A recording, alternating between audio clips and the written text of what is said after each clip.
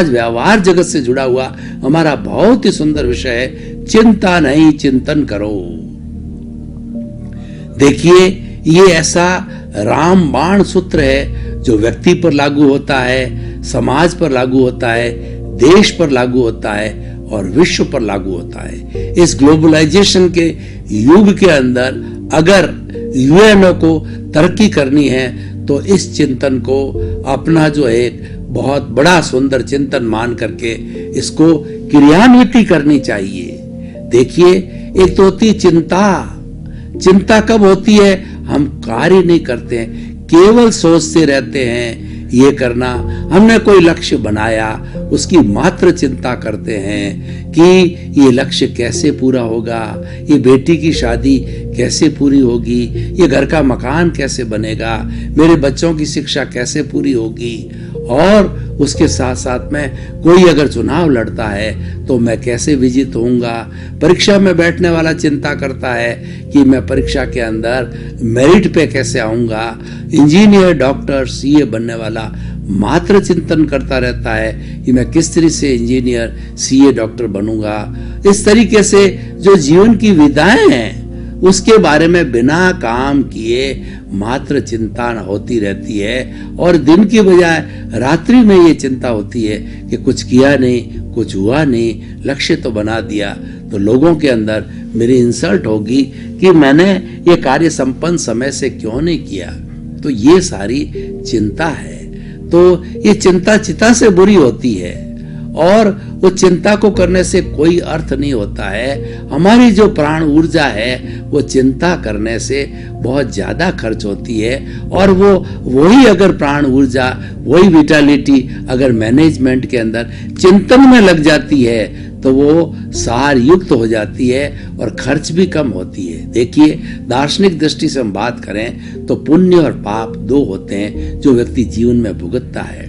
अगर पूर्व जन्म के अंदर वो पुण्य का संचय करके आता है और इस जीवन में आकर के वो पाप कार्य करने लग जाता है, हिंसा करता है, झूठ बोलता है, छल कपट करता है, परिग्रह का संचय करता है, लोभ करता है, आसक्ति करता है, पांच इंद्रियों का सुख ही भोगता है मात्र, तो इस तरीके से जो है वह करने से उसका जो पुण्य है वो बहुत जल्दी खर्च होता है। कैसे खर्च होता है मैं आपको उदाहरण के द्वारा बताना चाहता हूँ। ये घास का पूरा ढेर लगा हुआ है, उस ढेर के भीतर एक छोटी भी दियासलाई लगा दी तो धीरे धीरे वह जो है घास फूस का ढेर जल के खाक हो जाता है। उसी तरीके से ये जो घास फूस का जो ढेर है वो हमारा पुण्य है, और वो चिंगारी है एक पाप के रूप में है। पाप की जो चिंगारी हमने लगा दी तो धीरे धीरे ये जो है वो हमारा गट्ठर है जो घास का है, जो पुण्य रूप में वो खर्च हो जाएगा। तो हमें वो चिंगारी नहीं लगानी है, तो वो चिंगारी पाप की चिंगारी नहीं है, हमें इस पुण्य का पूरा भोग करना है। पुण्य का हम भोग क्या करेंगे? अच्छे कार्य करके करना है पुण्य का भोग, दान पुण्य करके करना है, परोपकार से करना है, स्वाध्याय से करना है, धार्मिक प्रवृत्तियों करके करना है, अपने परिवार को अच्छा बनना है। इसका मतलब क्या हुआ कि हमें सकारात्मक सोच को लाना है। नकारात्मक सोच है वो पाप है, उसको पास फटकने नहीं रखनी है, क्योंकि नकारात्मक सोच है हमारी सकारात्मक सोच को बहुत फास्ट स्पीड से डाउन करेगी और हमको नेगेटिव बना देगी। जिस तरीके से हमारा पुण्य का जो खर्च होता है, हमारी नकारात्मक सोच है हमारी सकारात्मक सोच को भी खर्च कर देती है और हम जीवन में कुछ कर नहीं पाते हैं। और ये चिंता उसका एक घटक है, चिंता कार्य यही करती है। चिंता एक नकारात्मक सोच है, ये हमारे चिंतन को दूषित कर देती है और हमारी शक्ति को क्षीण करती है, विटालिटी को क्षीण करती है, हमारी जो प्राण ऊर्जा है उसको जल्दी खा जाती है। क्यों कहा जाता है कि चिंता चिता से बुरी होती है? चिता व्यक्ति को जला के खाक करती है, उसी से चिंता भी खला के खाक कर देती है।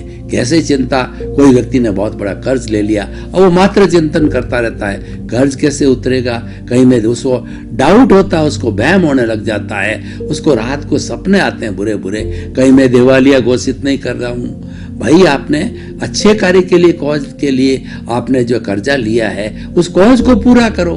आप जो है चिंता करने की बजाय सारा समय चिंतन में लगाओ, प्लानिंग में लगाओ कि किस तरीके से वो कर्जा उतर सकता। मान लीजिए आपने एक बड़ी फैक्ट्री लगाई है, तो उस फैक्ट्री के लिए आपने कर्ज लिया है और आप फैक्ट्री का कोई भी इम्प्लीमेंट नहीं करते, आप प्रोडक्शन में ध्यान नहीं देते, सेल में ध्यान नहीं देते, स्पेयर पार्ट्स में ध्यान नहीं देते, उसके वर्किंग आवर्स में ध्यान नहीं देते और मजदूरों को संतुष्ट नहीं रखते हो, तो उसका नतीजा क्या होगा कि वह धीरे धीरे फैक्ट्री बंद हो जाएगी, आपको दिवालिया घोषित कर देगी और आपका कर्जा, आपकी बड़ी बड़ी, देखिए कितने बैंकरप्ट हुए हैं, कितने बड़े बड़े एयरलाइंस वाले लोग जो है और कितनी बड़ी पार्टियां हैं वो ध्वस्त हो गई।